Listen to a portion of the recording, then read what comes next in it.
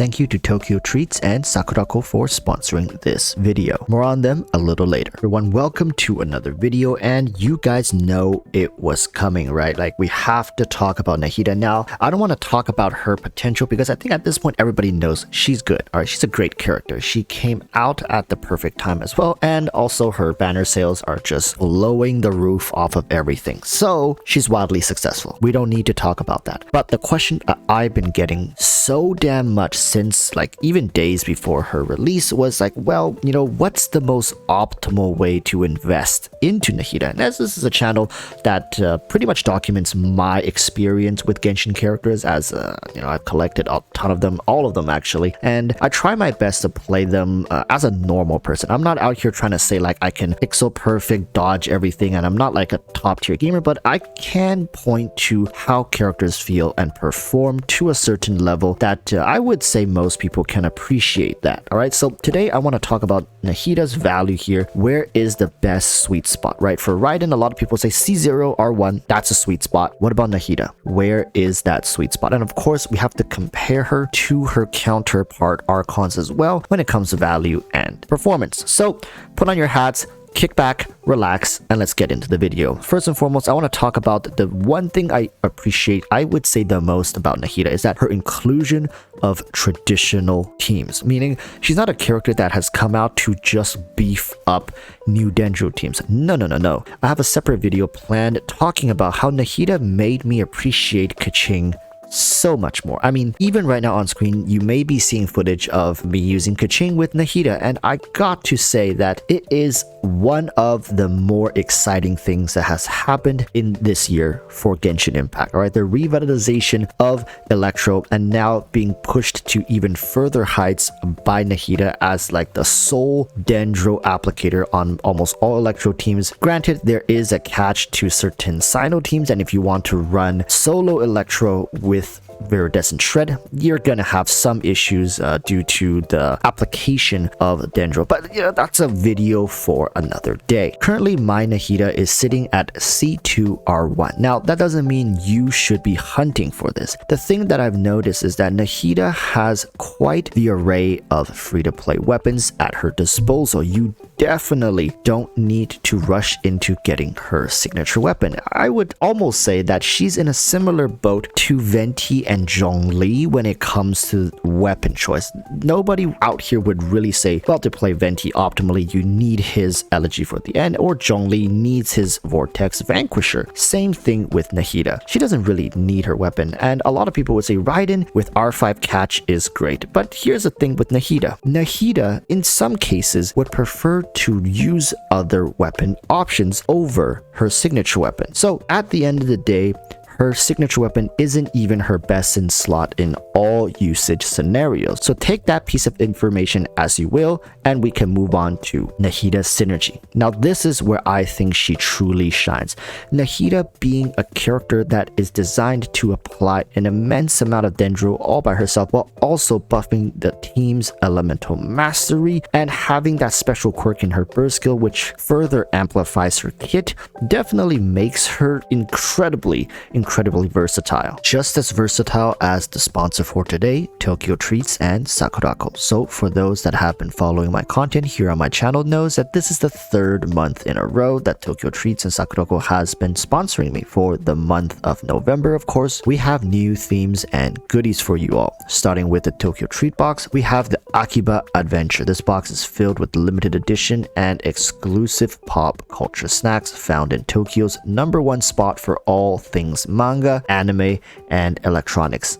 Akihabara, such as the Autumn Chestnut Kit Kat, Mystery Flavor Fanta, and Puku Puku Lemon Tea Taiyaki. Beluga-chan and I decided to try the Kit Kat and the Cup Udon from the Tokyo Treat box, and these completely blew us away. And I have to say, they're always the highlight of these boxes, and they're guaranteed so far every month to have a special flavor Kit Kat. I don't know what it is about Japan and Kit Kat flavors, but keep them coming. And here is a fun fact about Akiba for you. Did you know that this place has been frequented by people for legendary electronic shops, gadgets, and appliance for almost a century now. It's quite impressive to think that a place has been so popularized for its produce and products for that amount of time and still going strong till this day. As for the Sakurako theme this month, it's Colors of Koyo. In Japan, autumn lasts from September to November. Similarly to the Sakura season,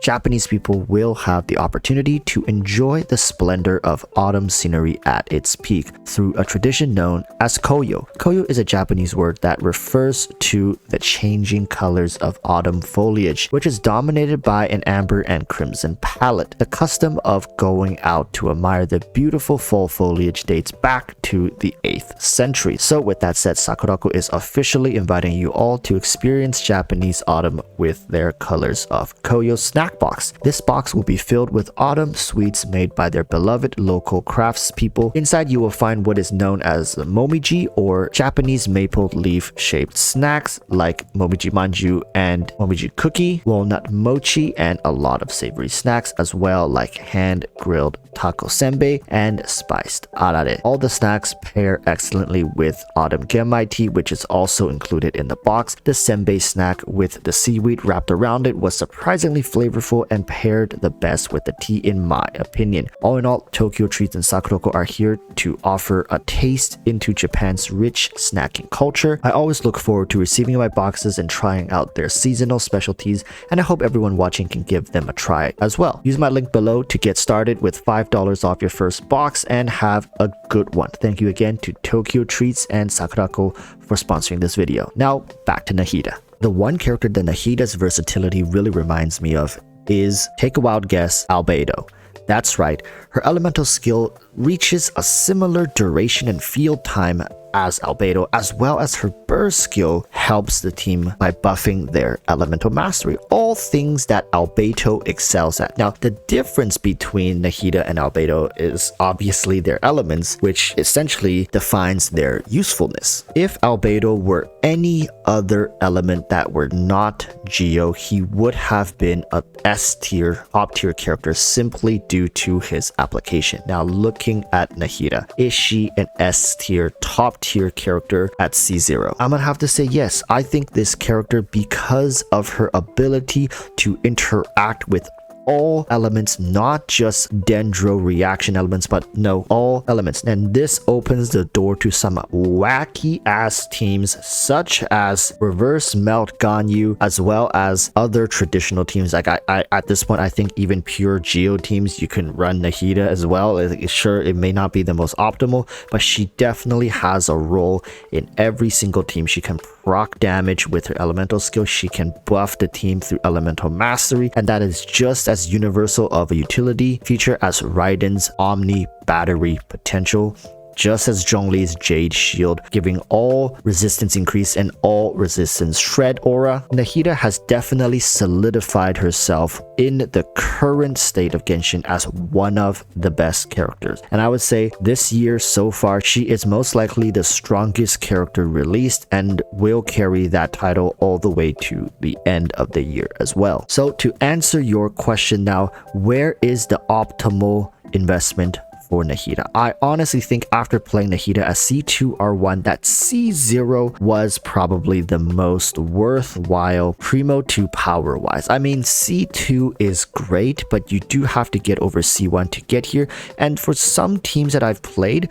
that C1 doesn't really offer the value that I would want it to, because running certain electro teams is, for example with Sino, you need to run 2 electros because Dendro is eating up electro quite fast because of Nahida's application. So you end up having to bring a second electro if you want to run a Viridescence on your team, and for a lot of people, Viridescence is like a key point in their team structure. So then having C1 doesn't really mean as much, because or else I could have just had maybe a Hydro on the team or something, which if I had Nahida C1 then I would get the 2 Hydro and 2 Electro, but because of this issue I'm now forced to run 2 Electro, and having that C1 essentially means nothing because there's no third effect.